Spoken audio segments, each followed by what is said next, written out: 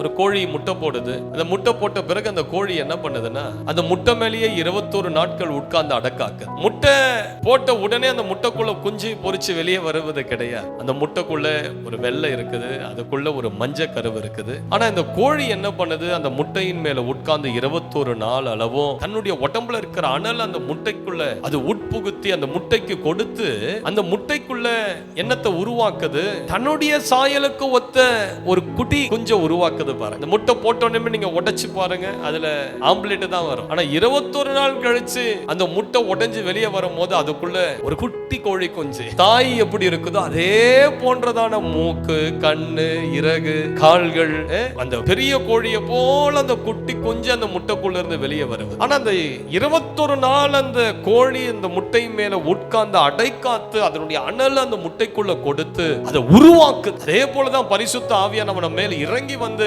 உனக்குள்ள கிறிஸ்துவின் சாயலை உருவாக்க, கிறிஸ்துவின் சுபாவங்களை உருவாக்க, கிறிஸ்துவின் நற்குணங்களை உருவாக்க, கிறிஸ்துவினுடைய பொறுமை, கிறிஸ்துவினுடைய சிந்தை, கிறிஸ்து எப்படி நடந்தார், எப்படி வாழ்ந்தார், எவ்வளவு பொறுமையா இருந்தார், அவருடைய கனிகள், இதெல்லாம் நம்மை உருவாக்கி கிறிஸ்துவின் சாயலாய் நம்மை மாற்றதான் நமக்கு பரிசுத்த ஆவியானவரை கொடுத்திருக்கிறார்.